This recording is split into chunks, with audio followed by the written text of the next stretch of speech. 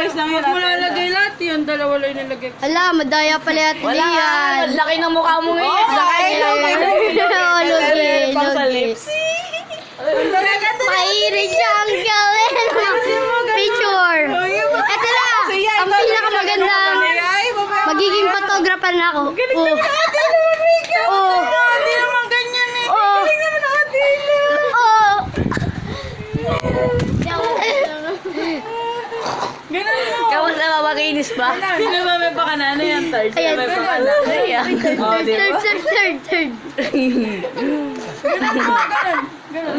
Huwag mo ganyan, malabo. Wala pa parang kayo. Hindi pala si Ted. Punas mo na yung lahat. Hindi, huwag mo. Para din. Madaya ka pala eh. Hindi pantay, pantayin mo. Dito yung kasi nila. Ano eh. Dahil pa po, ayan po. Oh. Dahil pa. Madami pang ipapahid. Sa kabila. Marami pang bukas yan.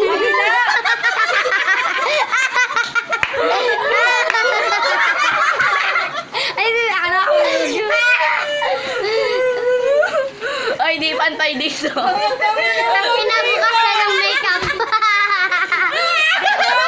Dalawang kamay. Magintay ka kasi nila mo si Ella.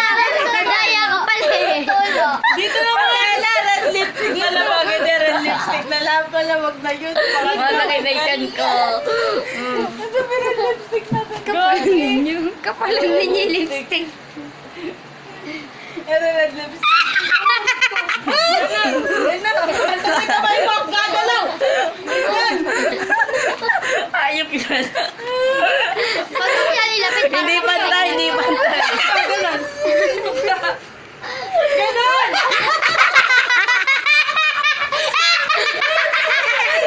Ayak na. Bakit ipit ko? Ay, ipit ko. Gumama ka na. Kawan lang. Ayan po, namumurit na pong si Rian. Ay, Magkapatid. di pantay dito. Lagyan mo dito. Tapos ka din. Ay, lipstickan mo na. Lipstick naman, okay na yan. Dali. O, sige, pantayin mo muna. Ano ba, ikaw na lang papantay din na si Ella. Marunong eh. Eh, okay na yun eh. Siya nga yung ano eh. Siya yung magme-makeup eh. Pinsay mo, tatami naman sa mukha. Lagot kayo maghihiganti na yung atelier. Pati si Ella. Mahigantihan na tayo. Ayun sa may lipstick. Ganun naman ang kamay mo. Ayan. Pinsa namin pa dito. Ilagpas mo yung nakagat. Paghiganti. Ay, naman eh. Basta Anong katarong tatuan?